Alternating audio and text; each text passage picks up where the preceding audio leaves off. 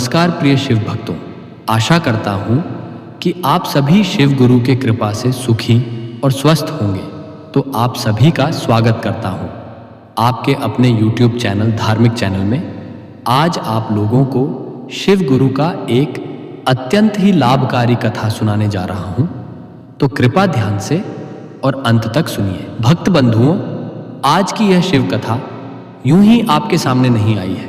कहते हैं ना, जब महादेव किसी भक्त पर कृपा करना चाहते हैं तो उसे किसी ना किसी रूप में अपनी ओर खींच ही लेते हैं। और आज आप इस कथा को सुनने आए हैं, इसका मतलब है कि भोलेनाथ ने आपको बुलाया है। भक्त बंधुओं, आज की कथा को यदि कोई भक्त पूरे मन से, पूरे ध्यान से और बिना बीच में छोड़े सुन लेता है तो उसके जीवन में एक अद्भुत परिवर्तन शुरू हो जाता है। यह बात सिर्फ मान्यता नहीं, अनुभव है। करोड़ों शिव भक्तों की गवाही है। पुराणों में वर्णित है कि जब कोई व्यक्ति सच्चे मन से महादेव की कथा सुनता है तो उसके परिवार की आयु बढ़ती है, घर में देवताओं का वास होता है और जो दुख, जो कष्ट, जो परेशानियां उसके परिवार को सालों से घेरे हुए हों, वे धीरे धीरे पिघलने लगते हैं। आज की इस कथा को सुनने वाले हर उस परिवार पर महादेव की छाया रहती है, जिसमें कोई व्यक्ति ओम नमः शिवाय का जाप करते हुए कथा सुनता है। क्योंकि नाम जाप सिर्फ मंत्र नहीं है, यह ब्रह्मांड की सबसे शक्तिशाली ऊर्जा है। जब आप कथा सुनते हुए काम करते हैं, कदम चलते हैं, सांस लेते हैं और उसी के साथ शिव नाम जपते हैं, तो आपके भीतर की सारी नकारात्मक ऊर्जा स्वतः ही समाप्त होने लगती है। लेकिन भक्तों, एक इस बात का ध्यान रखें। गरुड़ पुराण में कहा गया है कि जो भक्त इस कथा को बीच में छोड़ देता है वह व्यक्ति सबसे बड़ा पाप जाने अजाने में कर बैठता है। अधूरी भक्ति, अधूरा नाम जप ये कभी फलदायी नहीं होते।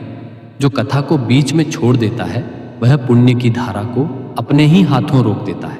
इसलिए आज अगर आप सच में महादेव का आशीर्वाद पाना चाहते हैं तो इस कथा को अंत तक ध्यान से सुनिए। और भक्तों, कथा शुरू करने से पहले सिर्फ एक बार कमेंट में जितना हो सके उतनी बार हर हर महादेव लिख दीजिए। यह आपका नाम जप है, यही आपका पहला पुण्य है। कमेंट में महादेव का नाम लिखने से आपके घर में ऊर्जाएं सक्रिय होती हैं, लाइफ में रुके हुए कामों में हलचल शुरू होती है और सबसे बड़ी बात, आपका लिखा हुआ हर हर महादेव किसी और भक्त की स्क्रीन पर जाएगा और उसके अंदर भी भक्ति जागेगी और उसका पुण्य भी आपको मिलेगा। यह शिव का नियम है। और भक्तों, अगर आपने अभी तक इस कथा को लाइक नहीं किया तो तुरंत कर दीजिए, क्योंकि जितना ज्यादा यह कथा भक्तों तक पहुंचेगी उतना ज्यादा पुण्य आपको लौट कर मिलेगा। यह कथा सिर्फ एक वीडियो नहीं, यह ऊर्जा है। आपका एक लाइक किसी और के घर में रोशनी ला सकता है और उसका लाभ आपको वापस दुगना मिलता है।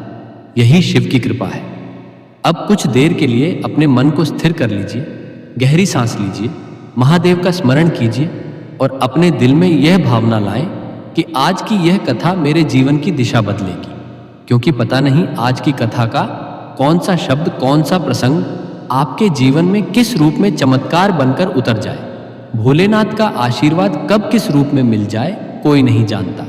तो भक्त बंधुओं, अब अपनी आंखें और कान दोनों खोल लीजिए, अपना मन शांत कर लीजिए और स्वयं को महादेव की शरण में समर्पित कर दीजिए। क्योंकि आज इस कथा के आरंभ होते ही आपके जीवन में कुछ बड़ा बदलने वाला है। आइए भक्तों, शुरू करते हैं आज की पावन शिव कथा। धीरे धीरे श्रद्धा से नाम जप के साथ ध्यान से सुनिए। महादेव आज किसी के जीवन में चमत्कार बुन रहे हैं। आज की यह कथा एक गांव से शुरू होती है जिसका नाम चाहे जो रहा हो, पर वो गांव अपनी सादगी और भक्ति के लिए दूर दूर तक जाना जाता था। इसी गांव की मिट्टी में एक ऐसी महिला का जीवन पल्लवित हुआ जिसका नाम था गीता। गीता नाम ही मानो अपने आप में एक संपूर्ण ग्रंथ था। गीता का जीवन दिखावे से कोसों दूर त्याग और संतोष की एक चलती फिरती मिसाल था। उसका चेहरा हमेशा एक अद्भुत शांत आभा से दमकता रहता था, जैसे उसके भीतर कोई दिव्य ज्योति जल रही हो। उसकी आंखें, जिनमें हर विपत्ति के बाद भी एक अटूट विश्वास झलकता था, मानो हर आने जाने वाले को यही संदेश देती थी कि जब ईश्वर तुम्हारे साथ हैं तो डर किस बात का। गीता की सबसे बड़ी पहचान उसकी शिव भक्ति थी। वो किसी आडंबर में विश्वास नहीं करती थी, उसकी भक्ति तो उसके रोम रोम में बसती थी। उसके घर में एक छोटा सा मंदिर था जहां एक पुराना पर अत्यंत पूजनीय शिवलिंग स्थापित था। यह शिवलिंग उसे उसके पिता से विरासत में मिला था और गीता मानती थी कि इस लिंग में स्वयं त्रिलोकीनाथ का वास है। उसकी दिनचर्या किसी तपस्या से कम नहीं थी। गांव में सूरज की पहली किरण पड़ने से बहुत पहले, जब सारा गांव गहरी नींद में होता था, गीता उठ जाती थी। गंगा जल या किसी पवित्र नदी का जल लाकर वो बड़े प्रेम और श्रद्धा से शिवलिंग पर जल अभिषेक करती। उस शांत ठंडे वातावरण में उसके मुख से निकलने वाले मंत्रों की ध्वनि जैसे पूरे गांव को एक सुरक्षा कवच प्रदान करती थी। वो घंटों तक अपनी रुद्राक्ष की माला लेकर बैठी रहती थी और उसके होठों पर केवल एक ही नाम होता था, ओम नमः शिवाय। यह नाम जप उसके लिए केवल एक अनुष्ठान नहीं था, यह उसका भोजन था, उसका विश्राम था और उसका जीवन था। वो महामृत्युंजय मंत्र का जाप इतनी शुद्धता और एकाग्रता से करती थी कि कई बार सुनने वाले भी भाव विभोर हो जाते थे। गांव की बड़ी बूढ़ी औरतें कहती थीं कि गीता की पूजा में वो शक्ति है जो मुर्दे को भी जीवन दे दे। गीता की भक्ति केवल पूजा पाठ तक सीमित नहीं थी। वो रोज शाम को गांव के मंदिर में होने वाली कथा और प्रवचन सुनने जरूर जाती थी। वहां गुरुजी चाहे रामचरितमानस की कथा कहें या भगवत पुराण की, गीता उसे इतने ध्यान से सुनती थी कि मानो गुरुजी के हर शब्द में शिव जी उसे सीधे जीवन का कोई गढ़ रहस्य बता रहे हो। वो उन कथाओं को केवल सुनती नहीं थी बल्कि अपने जीवन में उतारती भी थी। उसका यही आचरण था कि गांव के लोग उसे देवी स्वरूप मानते थे, पर गीता इन प्रशंसाओं से विचलित नहीं होती थी। उसका सच्चा आनंद तो केवल नाम जप में था, शिव की महिमा गाने में था। लेकिन मेरे श्रोताओं, आप जानते हैं कि भक्त का जीवन कभी भी सरल नहीं होता, क्योंकि ईश्वर अपने सबसे प्रिय भक्तों को ही कठिन परीक्षा देते हैं, उन्हें तपाते हैं ताकि वह शुद्ध स्वर्ण की तरह निखर सके। गीता के जीवन में भी विपत्तियों ने डेरा डाल रखा था। सबसे बड़ी विपत्ति यह थी कि उसके पति का साया उसके सर से बहुत कम उम्र में ही उठ गया था। एक अकेली महिला के लिए उस युग में अपने छोटे से बेटे विकास को पालना और समाज की क्रूर निगाहों का सामना करना पहाड़ तोड़ने जैसा था। पर गीता टूटी नहीं। उसने अपने बेटे को ही अपना शिव मान लिया और खुद को उसकी सबसे समर्पित सेविका। आर्थिक तंगी और विपत्तियां उनके दरवाजे पर रोज दस्तक देती थी। कभी लगातार बारिश से फसल तबाह हो जाती, तो कभी अचानक घर में कोई बीमारी आ जाती जिसका इलाज कराना भी मुश्किल हो जाता। कई बार तो घर में अन्न का एक दाना भी नहीं होता था। ऐसे समय में जब कोई साधारण व्यक्ति टूट जाता, गीता और भी अटल हो जाती। जब भी उसके पास कोई रास्ता नहीं बचता, वो अपने मंदिर में जाकर शिवलिंग के सामने बैठ जाती। वो घंटों तक आंसू बहाती, पर उसके मुख से एक भी शिकायत नहीं निकलती थी। वो बस आंखें बंद करके अपनी माला फेरते हुए एक ही नाम जपती, ओम नमः शिवाय। वो मानती थी कि यह विपत्ति भी भोलेनाथ की लीला है और वो इस परीक्षा को पार करके ही रहेगी। उसका विश्वास चट्टान की तरह अटल था। ईश्वर ने यदि जीवन दिया है तो वो उसका निर्वाह भी करेंगे। उसका यही नाम जप और उसकी यह अटूट भक्ति ही उसकी सबसे बड़ी शक्ति थी। वो जानती थी कि उसके भोलेनाथ उसे कभी अकेला नहीं छोड़ेंगे। वो देखती थी कि कैसे विपत्तियां आती हैं, पर शिव के नाम की शक्ति से छूकर गुजर जाती है। वो विश्वास करती थी कि भगवान शिव भक्तों को तपाते हैं, पर अंततः उन्हें सोने की तरह चमकाते भी हैं। वो अपने बेटे विकास को देखती और सोचती कि यह बालक ही उसके जीवन का एकमात्र प्रकाश है। विकास भी अपनी माँ के संघर्ष को बहुत जल्दी समझने लगा था। वो देखता था कि उसकी माँ, जो इतनी कोमल और शांत है, कैसे इतनी बड़ी बड़ी मुश्किलों का सामना एक साध्वी की तरह कर लेती है।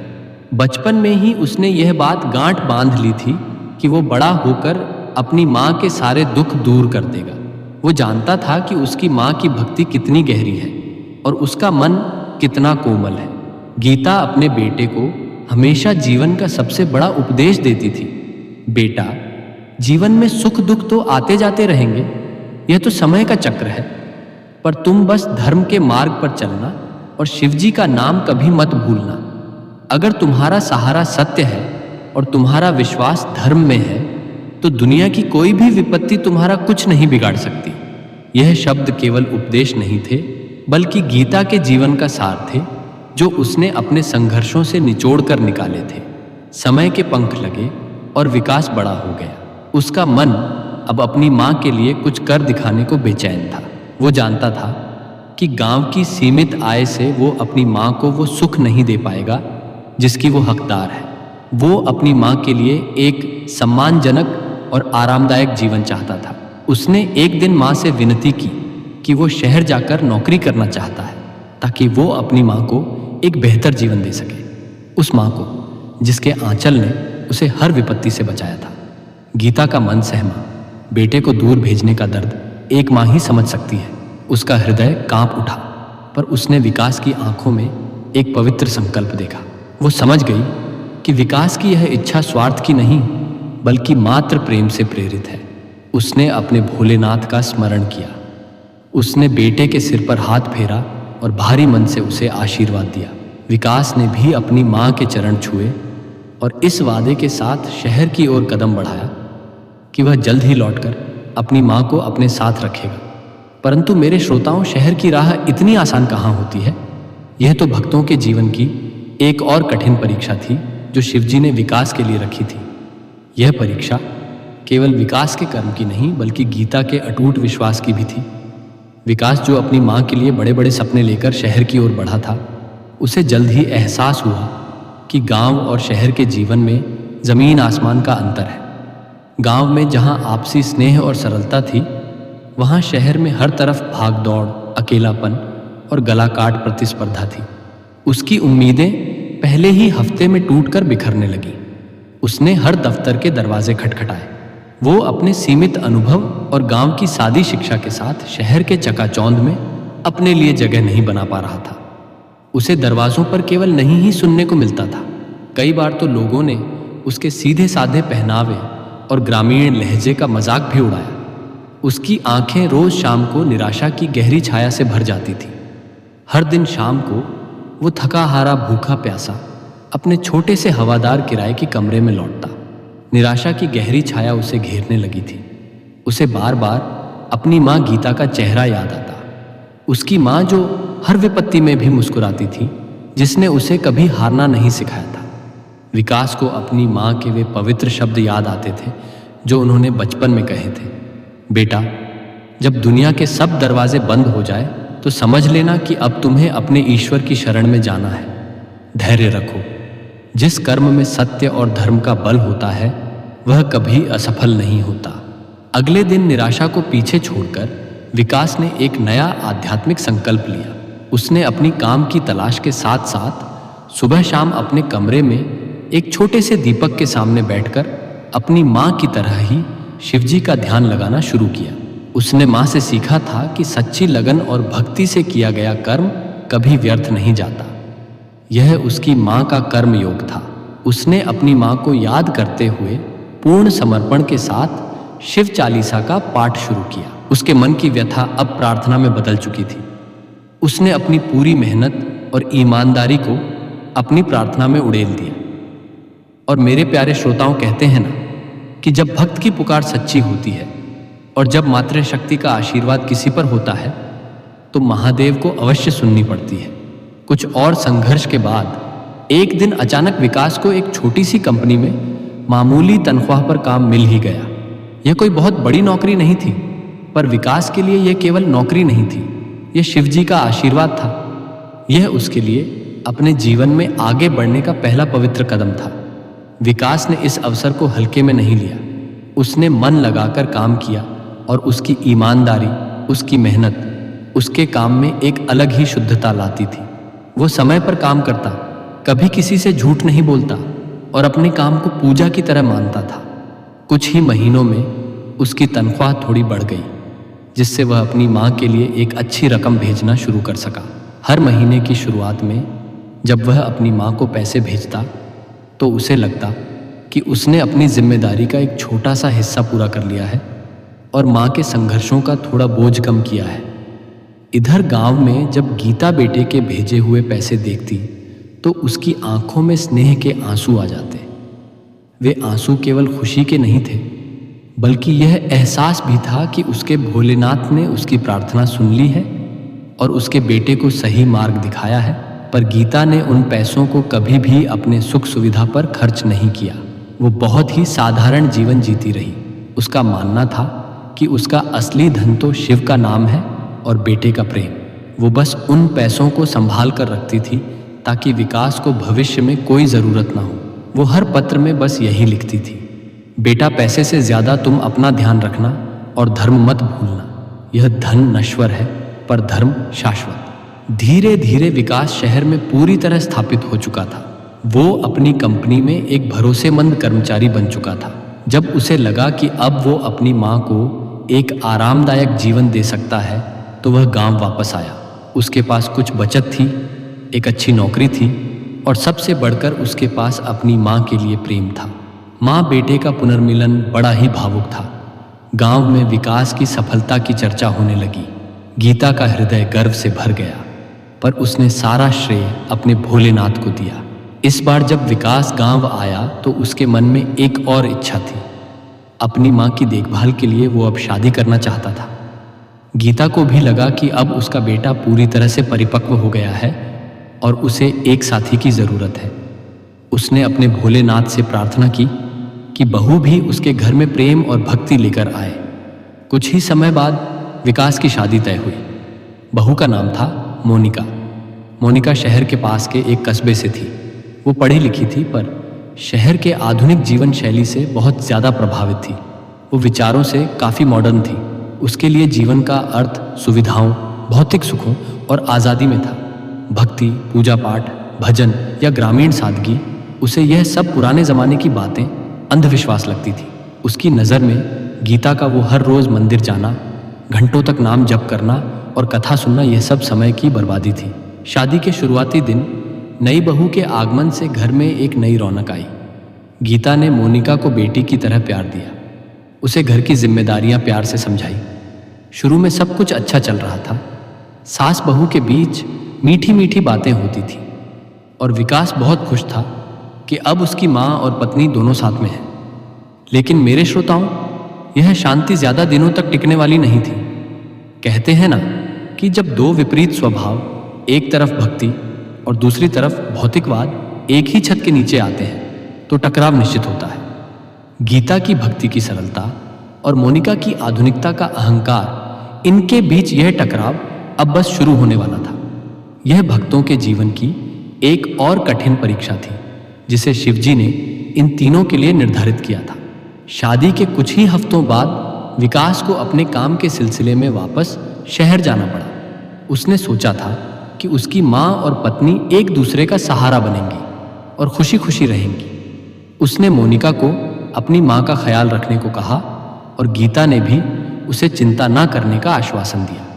पर विकास को जरा भी अंदाजा नहीं था कि वो अपने पीछे रिश्तों की एक ऐसी बारीक डोर छोड़ रहा है जो कभी भी टूट सकती थी और जिसके टूटने का दर्द सबसे ज्यादा गीता को ही सहना पड़ेगा। शुरू के कुछ दिन तो सब ठीक रहा। मोनिका ने नए घर और नए माहौल को समझने की कोशिश की और गीता ने भी उसे पूरी आज़ादी दी। लेकिन जैसे जैसे समय बीता, स्वभाव का अंतर खुलकर सामने आने लगा। गीता की दिनचर्या में सुबह ब्रह्म मुहूर्त में उठना, स्नान करके पूजा पाठ करना, भजन कीर्तन करना और फिर घर के काम करना शामिल था। पर मोनिका को सुबह देर तक सोना और आधुनिकता की नींद प्यारी थी। गीता का सुबह का भजन, कीर्तन और मंत्रों की हल्की ध्वनि मोनिका के लिए धीरे धीरे असहनीय शोर बन गया था। एक सुबह गीता अपनी पूजा के बाद अपनी माला लेकर शिव के मंत्रों का जाप कर रही थी। मंत्रों की हल्की पर लयबद्ध ध्वनि मोनिका के कमरे तक पहुंच रही थी। मोनिका झिल्लाकर उठी। उसके चेहरे पर साफ नाराजगी थी। वो बाहर आई और थोड़े कड़े स्वर में बोली, माँ जी, क्या यह सब आप थोड़ा धीरे नहीं कर सकती? मेरी नींद खराब होती है और वैसे भी यह माला लेकर सारा दिन बैठे रहने से क्या होता है? ये सब पुराने विचार हैं। काम करने से लक्ष्मी आती है, नाम जपने से घर नहीं चलता। गीता जो शांत स्वभाव की थी, उसने पहले तो सोचा कि नई नई है, नादानी में बोल रही होगी। उसने मुस्कुराकर कहा, बेटी, यह मेरा नियम है। यह जाप मुझे दिन भर की शक्ति देता है और मेरे मन को शांत रखता है। तुम चिंता मत करो। तुम आराम से सो, मैं और धीरे बोलती हूँ। पर मोनिका संतुष्ट नहीं हुई। उसे लगा कि उसकी बात को गंभीरता से नहीं लिया गया। यह पहली बार था जब भक्ति और जीवन शैली को लेकर सास बहू में अनबन हुई। यह अनबन धीरे धीरे रोज का विवाद बनने लगी। मोनिका को गीता का मंदिर जाना, गांव के भक्तों के साथ कथा सुनना और बार बार शिवजी की कृपा और कर्म का फल का जिक्र करना, यह सब रूढ़िवादी और पिछड़ापन लगता था। मोनिका की नज़र में गीता का जीवन एक सफल जीवन नहीं था, क्योंकि उसके पास भौतिक सुख नहीं थे। मोनिका एक दिन अपनी सास से साफ साफ बोली, माँ जी, मैं शहर में पढ़ी हूँ। मैं तर्क और विज्ञान में यकीन करती हूँ, अंधविश्वास में नहीं।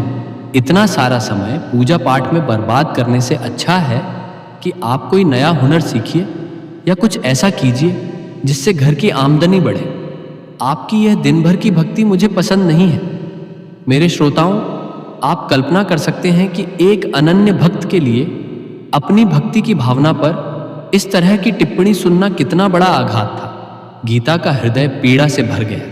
उसे ऐसा लगा जैसे किसी ने उसके ईश्वर के नाम पर ही उंगली उठा दी हो। उसकी आंखों में आंसू भर आए।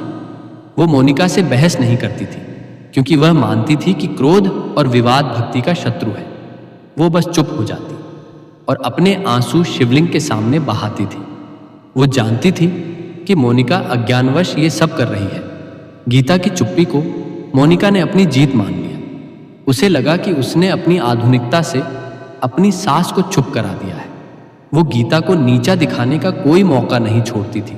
वो जानबूझकर गीता के सामने टीवी पर ऐसे शो देखती जिनमें धार्मिक बातों का मजाक उड़ाया जाता था। घर का माहौल धीरे धीरे तनावपूर्ण, ठंडा और असहनीय होता चला गया। जहाँ पहले स्नेह और सम्मान था, वहाँ अब सिर्फ कड़वाहट और अनदेखी थी। यह विवाद एक दिन इतना बढ़ गया कि मोनिका ने एक भयंकर और क्रूर फैसला ले लिया।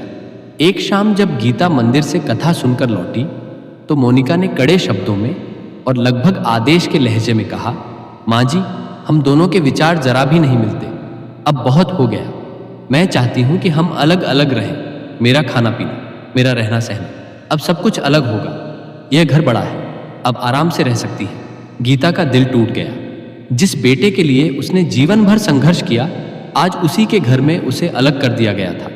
यह अपमान, यह अलगाव उसके लिए असहनीय था। पर गीता ने एक भी शब्द नहीं कहा। वो चुपचाप कमरे में गई और अपनी कुछ जरूरी चीजें, एक घाट, कुछ बर्तन और अपनी शिव चालीसा की किताबें लेकर घर के एक छोटे से कोने वाले कमरे में चली गई। ये कमरा शायद ही कभी उपयोग होता था और यह बहुत ही छोटा था। अब घर में यह अजीबोगरीब स्थिति बन गई थी। सास और बहू एक ही छत के नीचे पर दो अलग अलग दुनिया में। मोनिका अब अपना खाना अलग बनाती, खाती और अपने कमरे में जाकर सो जाती। वो कभी कभी बिना बताए अपने मायके चली जाती और जब वापस आती तो गीता से बात तक नहीं करती। घर में एक असहनीय खामोशी छा गई थी, जो चीखते हुए कड़वाहट से भी ज्यादा दर्दनाक थी। इस सबके बीच विकास को कुछ भी पता नहीं था। गीता ने उसे एक भी बात नहीं बताई। क्यों? क्योंकि गीता एक सच्ची माँ थी। वो जानती थी कि अगर उसने अपने बेटे को यह सब बताया तो वह बहुत दुखी होगा और उसका काम छूट जाएगा। वो नहीं चाहती थी कि उसकी पारिवारिक समस्याएं उसके बेटे के करियर और मन की शांति पर असर डालें। गीता ने यह दर्द भी अपने भोलेनाथ को समर्पित कर दिया, यह मानकर कि यह भी उसकी भक्ति की एक परीक्षा है। गीता का अब एकमात्र सहारा उसकी भक्ति थी। वह अपने छोटे से कमरे में बैठी रहती, भजन करती और कथा की बातें याद करती। उसे किसी चीज की चिंता नहीं थी। उसे अब बस शिव नाम में ही परमानंद मिलता था। उसे विश्वास था कि यह सब उसकी परीक्षा है और वो इस परीक्षा में पास होकर ही दिखाएगी। उसका मन सांसारिक द्वेष से ऊपर उठ चुका था, पर यह स्थिति ज्यादा दिनों तक नहीं चल सकती थी। नियति ने विकास को घर वापस लाने का फैसला कर लिया था, ताकि वह अपने घर की टूटी हुई डोर को फिर से बांध सके। एक दिन अचानक विकास को शहर से कुछ जरूरी काम के कारण जल्दी घर लौटना पड़ा। उसने अपनी माँ और पत्नी को सरप्राइज देने की सोची। ट्रेन से उतरकर जब वो गांव की ओर बढ़ रहा था, तो उसके मन में अपनी माँ के लिए एक अजीब सी उत्कंठा थी। उसे लगा जैसे कुछ तो है जो ठीक नहीं है, एक अशुभ संकेत। जब उसने दरवाजा खोलकर घर के अंदर कदम रखा, तो उसे घर का माहौल बहुत ही अजीब लगा। घर में एक गहरी अप्रिय खामोशी थी। कहीं कोई हंसी की आवाज नहीं, कोई भक्तिमय भजन नहीं, बस एक अजीब सा सूनापन। उसने पहले मोनिका को आवाज दी, फिर अपनी मां को। मोनिका अपने कमरे से बाहर आई। उसके चेहरे पर वैसी खुशी नहीं थी जिसकी उम्मीद विकास कर रहा था। उसके चेहरे पर एक अजीब सी ठंडी उदासीनता थी। विकास ने पूछा, अरे मोनिका, क्या हुआ? तुम इतनी उदास क्यों हो? और माँ कहाँ है? सब ठीक तो है? मोनिका ने बेरुखी से घर के एक कोने की तरफ इशारा किया, जैसे वो कोई जरूरी बात ना हो। वो अपने कोने वाले कमरे में है, उन्हें वहीं शांति मिलती है।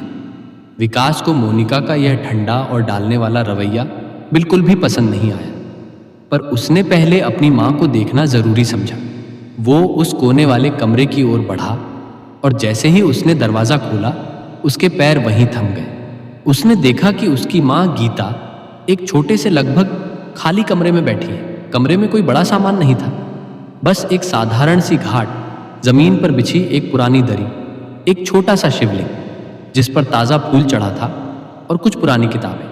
गीता बड़े ही शांत भाव से अपनी माला फेर रही थी। उनके चेहरे पर वही अलौकिक शांति थी। जब गीता ने अपने बेटे को देखा तो उसके चेहरे पर एक मां की स्वाभाविक खुशी की चमक आ गई। वो उठी और विकास को गले लगाया, पर विकास की नजर उस कमरे के चारों ओर घूम रही थी। उसने देखा कि घर के मुख्य हिस्से में उनकी मां का कोई सामान नहीं है और यह कमरा शायद ही किसी मेहमान को भी दिया जाता होगा। विकास ने मां से पूछा, मां, आप यहां इस छोटे से कमरे में क्यों हैं? और यह सारा सामान यहां क्यों है? क्या कोई दिक्कत है? आप मुख्य कमरे में क्यों नहीं हैं? गीता ने बात डालनी चाहिए। उसने बेटे के माथे पर प्यार से हाथ फेरा और कहा, बेटा शांत हो जाओ, कोई बात नहीं, मुझे यहां ज्यादा शांति मिलती है। पूजा पाठ करने में मन लगता है। तुम पहले बैठो, मैं तुम्हारे लिए तुम्हारी पसंद का खाना लाती हूं। लेकिन विकास अब शांत होने वाला नहीं था। वो घर के मुख्य रसोई घर की तरफ गया। वहां उसने देखा कि मोनिका ने एक छोटे से बर्तन में केवल अपने लिए खाना बना रखा है। उसके मन में संदेह और भी गहरा हो गया। उसने मोनिका को अपने पास बुलाया और इस बार कठोर और सीधे सवाल किए, मोनिका, मुझे सच सच बताओ, घर में क्या चल रहा है? तुम दोनों अलग अलग क्यों हो? और माँ इस कोने वाले कमरे में क्यों रह रही है? क्या तुमने माँ को अलग कर दिया? मोनिका ने पहले तो बहाने बनाने की कोशिश की, जैसे कि आपकी माँ ही वहां रहना चाहती थी, पर विकास की आंखों में उसे क्रोध की ज्वाला दिखी। विकास को पता था कि उसकी माँ कभी शिकायत नहीं करती। आखिरकार मोनिका ने अपने स्वभाव के अनुसार सब कुछ घुमा फिरा कर बताया, पर उसने अंत में यह जरूर कह दिया कि आपके और मांझी के विचार मुझसे नहीं मिलते। उनकी ये फालतू की भक्ति और पूजा पाठ मुझे पसंद नहीं। मैं इन सब में समय बर्बाद नहीं कर सकती। यह सुनकर विकास को एक जोरदार झटका लगा। उसे विश्वास नहीं हो रहा था कि जिस मां के त्याग और संघर्ष के कारण वो आज इस लायक बना है, जिसने उसे भूखा नहीं सोने दिया, उसी मां को उसकी पत्नी ने घर में अकेला और अपमानित कर दिया है। उसका हृदय क्रोध और पश्चाताप से एक साथ भर उठा। उसने मोनिका को वहीं सबके सामने फटकार लगाई, मोनिका, क्या तुम्हें जरा भी शर्म नहीं आई? यह वो माँ है जिसने अपना सब कुछ त्याग दिया ताकि मैं सफल हो सकूं।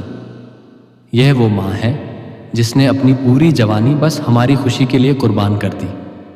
तुम उनकी भक्ति को फालतू कैसे कह सकती हो? तुम्हें जरा भी लिहाज नहीं रहा कि तुम एक पवित्र शिव भक्त का अपमान कर रही हो। यह मेरा घर है और मेरी माँ का सम्मान यहाँ सर्वोपरि है। विकास का क्रोध इतना सच्चा और न्याय संगत था कि मोनिका चुप हो गई। उसे अपनी गलती का एहसास नहीं, बल्कि विकास के क्रोध का डर था। फिर विकास अपनी माँ के पास गया। वो उनके चरणों में बैठ गया। वो फूट फूट कर रोया और बोला, माँ, मुझे माफ़ कर दो, यह सब मेरी वजह से हुआ।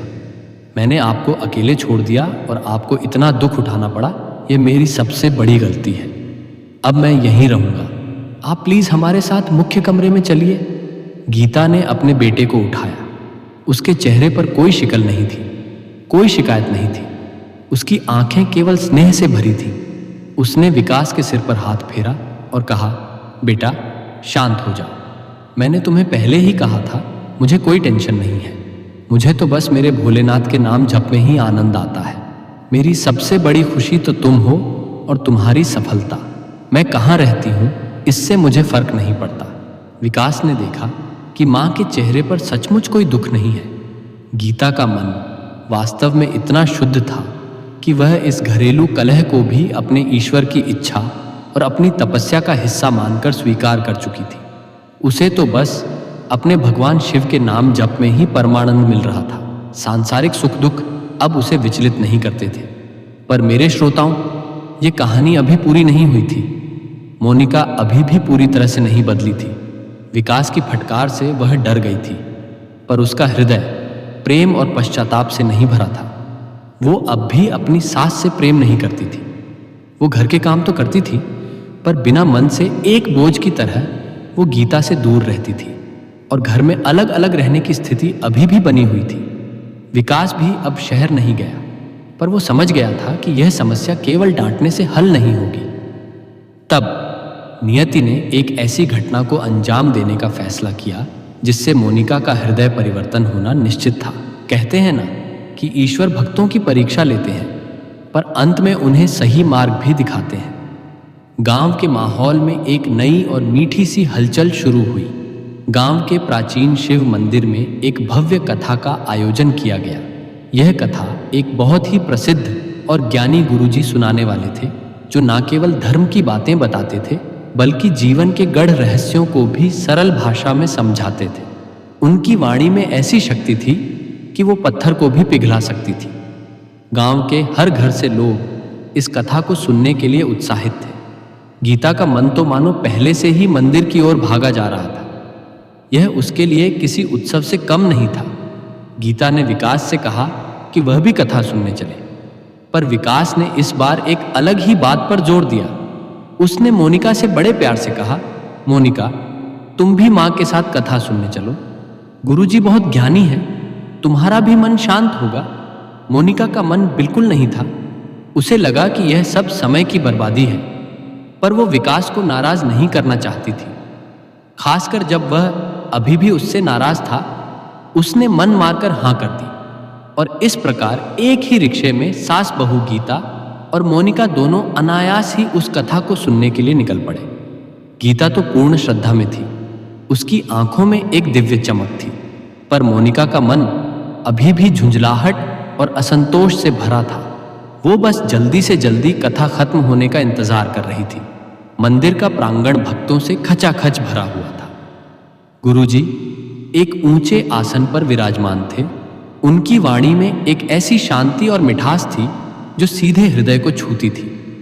गीता तो अपनी आंखें बंद करके पूरी तरह से कथा में लीन हो गई, पर मोनिका अभी भी लोगों को देख रही थी और बार बार घड़ी देख रही थी। आज की कथा का विषय गुरुजी ने माँ का त्याग और संतान का कर्तव्य रखा था। गुरुजी ने अपनी कथा शुरू की और पहले ही पल से एक भावनात्मक माहौल बना दिया। गुरुजी ने कहा, मेरे प्यारे श्रोताओं, क्या आप जानते हैं कि दुनिया में सबसे बड़ी तपस्या किसकी होती है? वो तपस्या एक माँ की होती है। माँ जिसका शरीर तो इस दुनिया में होता है, पर उसका मन हमेशा अपने बच्चे के चारों ओर घूमता रहता है। वो भूखी रह सकती है, पर अपने बच्चे को कभी भूखा नहीं रहने देती। वो रात रात भर जागकर आपके भविष्य के सपने बुनती है, पर आपको कभी अपनी थकावट नहीं बताती। माँ कभी शिकायत नहीं करती क्योंकि उसका प्रेम स्वार्थ रहित होता है। गुरुजी की बात सुनकर मोनिका को एक तीखा झटका लगा। गुरुजी ने फिर एक माँ के दर्द की कहानी सुनानी शुरू की।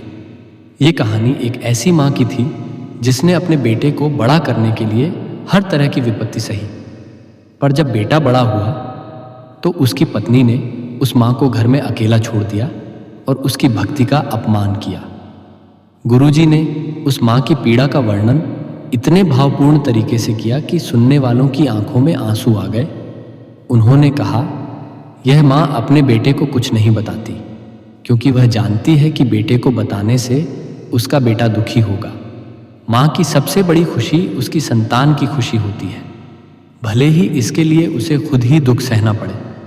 माँ की भक्ति, उसका पूजा पाठ उसके लिए केवल समय काटना नहीं होता, बल्कि यह उसकी मानसिक शक्ति होती है जिससे वह आपके लिए संघर्ष करती है। गीता ने आंखें बंद कर ली थी। उनके चेहरे पर शांत भक्ति थी, पर मोनिका के कान गुरुजी के हर शब्द पर टिके हुए थे। उसके सामने अचानक गीता का चेहरा घूमने लगा। वो गीता जिसने कभी विकास को उनकी अनबन के बारे में नहीं बताया था। वो गीता जो चुपचाप कोने वाले कमरे में चली गई थी बिना किसी शिकायत के। गुरुजी ने अपने प्रवचन के सबसे महत्वपूर्ण हिस्से पर जोर दिया। उन्होंने कहा, मेरे बच्चों, आज आप जो कुछ भी हैं केवल और केवल अपने माता पिता के त्याग के कारण है, और यह प्रकृति का अटल नियम है, यह शिव का विधान है। आप आज जितनी सेवा अपने माता पिता की करेंगे, कल उतनी ही सेवा आपके अपने बेटे आपको देंगे। यह कर्म का फल है, यह टल नहीं सकता। माता पिता आपसे कभी कुछ नहीं मांगते, पर उनका हृदय प्रेम और सम्मान का भूखा होता है। वो आपको बताते नहीं हैं कि उन्हें आपका कितना प्रेम चाहिए, पर उनका हर पल आपकी खुशी के लिए ही धड़कता है। उन्हें अलग करना, उनकी भक्ति का अपमान करना साक्षात ईश्वर का अपमान है। यह वाक्य सुनते ही मोनिका का हृदय पसीज गया। उसे लगा जैसे गुरुजी यह कथा केवल उसे ही सुना रहे हैं। उसकी आंखों के सामने अपनी सारी गलतियां, अपने कठोर शब्द और अपनी सास के प्रति किया गया अन्याय एक फिल्म की तरह चलने लगा। उसे अपनी सास गीता की भक्ति का अपमान करना, उन्हें घर में अकेला छोड़ देना, यह सब भयंकर पाप लगने लगा। उसे एहसास हुआ कि उसने विकास की मां के साथ कितना बड़ा अन्याय किया है। उसका अहंकार चूर चूर हो गया। मोनिका की आंखों से पश्चाताप के गर्म आंसू बहने लगे। वह अपनी सास गीता की ओर देखती रही, जो शांति से अपनी भक्ति में लीन थी, और उसे लगा कि उसकी सास वास्तव में साक्षात देवी है, जो इतने बड़े अपमान के बाद भी इतनी शांत और क्षमाशील है। कथा खत्म हुई, पर मोनिका पूरी तरह से बदल चुकी थी। उसका हृदय अब प्रेम, श्रद्धा और पश्चाताप से भरा था। उसने मन ही मन संकल्प लिया कि वो अब अपनी सास को वही सम्मान और प्रेम देगी जिसकी वो हकदार है।